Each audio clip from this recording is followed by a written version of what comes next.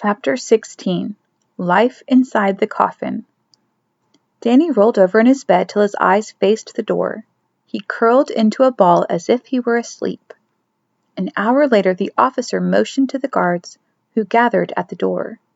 As Danny watched, the officer whispered orders. The guards quietly left the barracks, leaving only 2 guards in chairs on either side of the door. They will be there till morning, Danny realized. Danny's bed was near a window, but he knew the guards would hear the creaking window if he lifted it. If I stay alert and wait, the time will come, he thought. After midnight, a prisoner started shouting, "Help!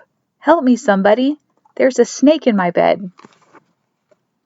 Both guards ran to his bedside. "Don't pay no attention to him," said another prisoner. "He's been having nightmares since the rattlesnake bit that fire-eye boy. He don't know what he's saying." The other prisoner sat up in bed, all wide awake. The guards took the prisoner by the arms and stood him by the bed. "Stand here and don't move," said a guard. He flung back the covers of the prisoner's bed. "See," said the guard, "no rattlesnake. Now get back in bed and shut up." The prisoners laughed and eased back into their own beds. "Look at that," said a guard as they passed Danny's bed. "All that noise and he slept right through it." "Dumb Indian," said the other guard. The 2 laughed as they returned to their chairs by the door. But Danny never heard him say it. The prisoner's nightmare was the moment Danny was waiting for.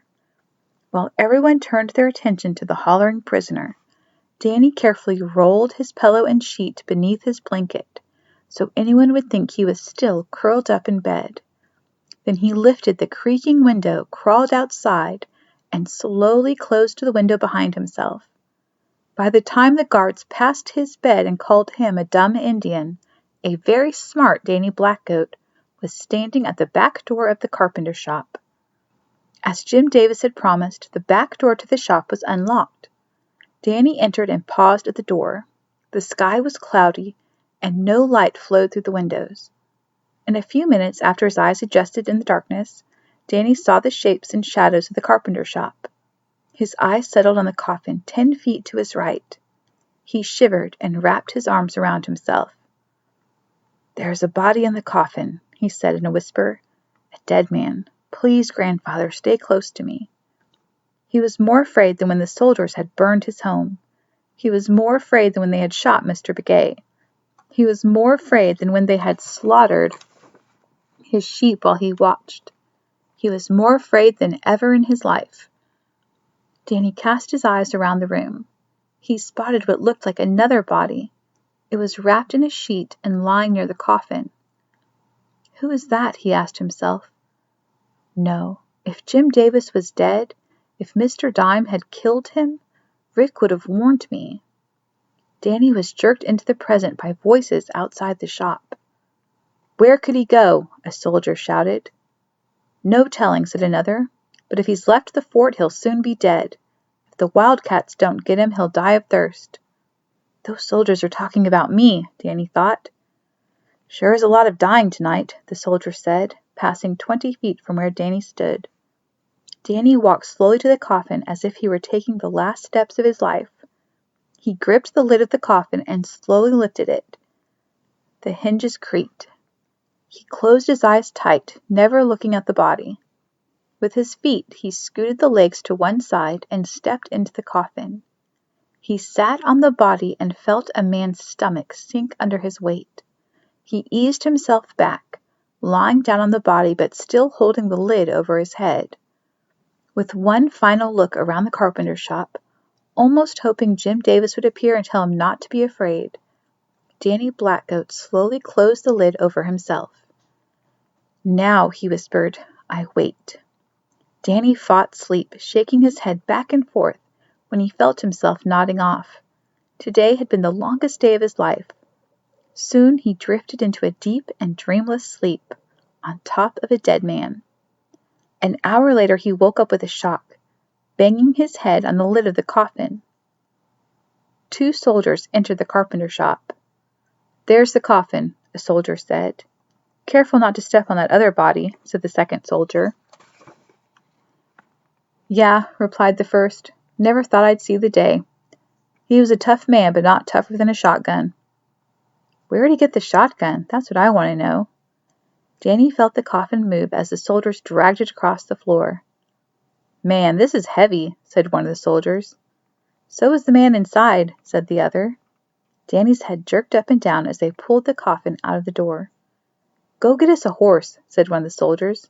This thing's too heavy to carry.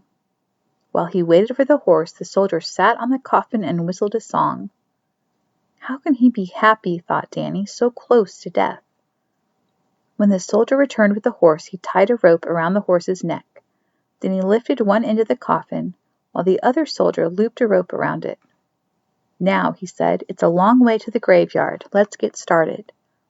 The horse dragged the coffin through the gates of the fort and up a steep hill. Danny slid to the rear of the coffin. He stayed completely still and didn't utter a sound. Half an hour later, they came to a halt. The soldiers removed the rope from the coffin. I'm ready for breakfast, one shouted. They walked down the hill, leaving Danny and the body lying beside an open grave. Danny lay still and listened. When he was certain the soldiers were gone, he shuffled till he lay in a more comfortable position. Jim Davis said the funerals are always in the morning, he recalled. I shouldn't have long to wait.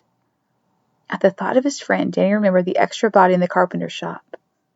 Whoever it wasn't Jim Davis, he told himself. Rick would have warned me. Soon he heard the sound of wagons approaching. A few mourners stepped from the wagons. A soldier, serving as a preacher, carried his large black Bible to the graveside. The loud voice of the preacher boomed across the mountainside. The funeral was short. No tears were shed. Soldiers dragged the coffin to the edge of the grave. With little ceremony or respect, they pushed the coffin into the shallow grave. Danny's body slammed against the side of the coffin. He felt a sudden pain as the belt buckle of the dead man stabbed him in the ribs. He wanted to scream, but instead flung his hand over his mouth. That's all I need, he thought, to come this far, to be so close to escaping, and a pain in the ribs gives me away. Danny felt the sharp edge of the buckle cut through his skin. I can't move, not yet, he told himself. He lay as still as a stone. Something landed on the coffin, catching Danny by surprise.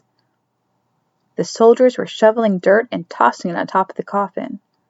They are burying the body, he thought, and me with it.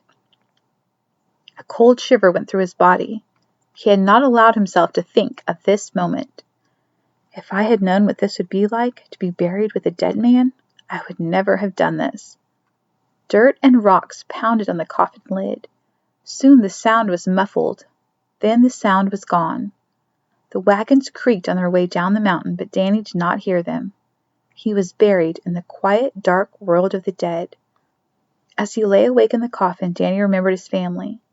He thought of his favorite sheep of Crowfoot. He smiled, but not for long. Once more the memory came alive. He felt two soldiers hold his arms tight. He struggled and called out, but they were too strong. They held his face and made him watch. They called him names he did not understand. And when he grabbed Crowfoot and tried to run, they shot Crowfoot. They shot his favorite sheep as he held him in his arms. They laughed when the blood spurted from Crowfoot. The blood made a puddle on the ground. It flowed like a stream. It flowed in Danny Blackgoat's mind even today. How can they do this? How can they be so mean? That is how Danny spent his first hour beneath the ground, buried alive. He remembered the day the soldiers came.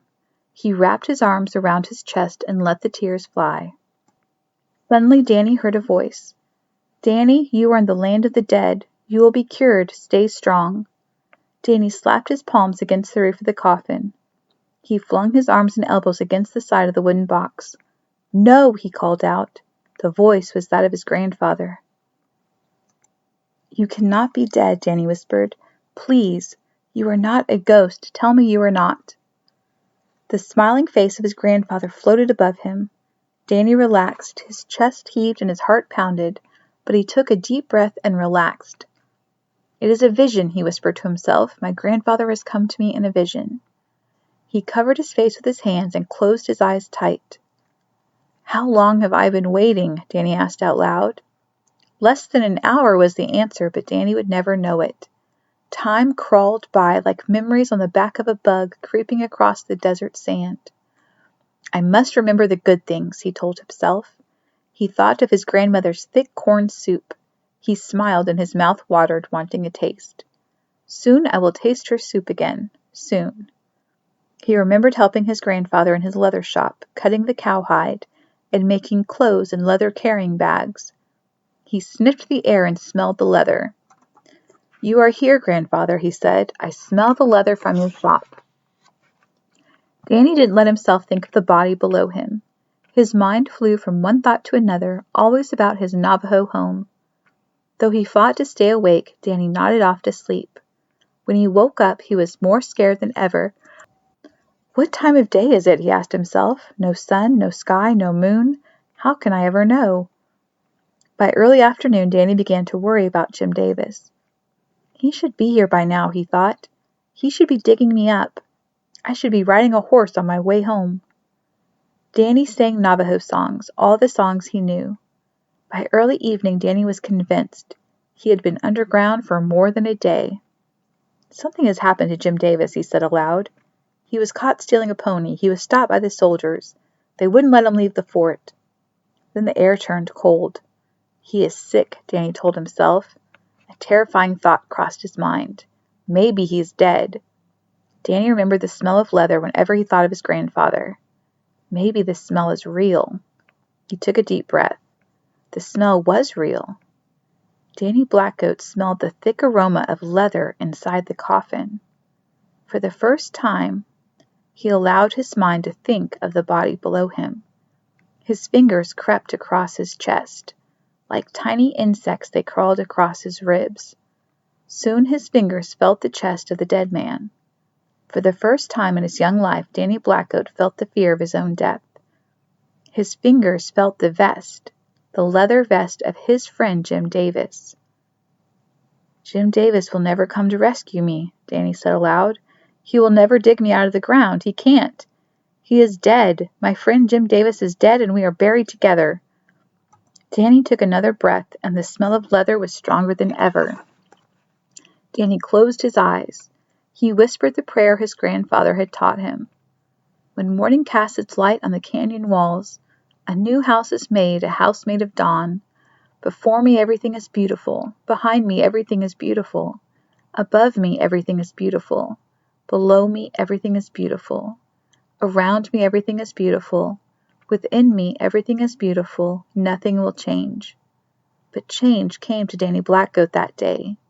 The air in the coffin grew thinner and thinner.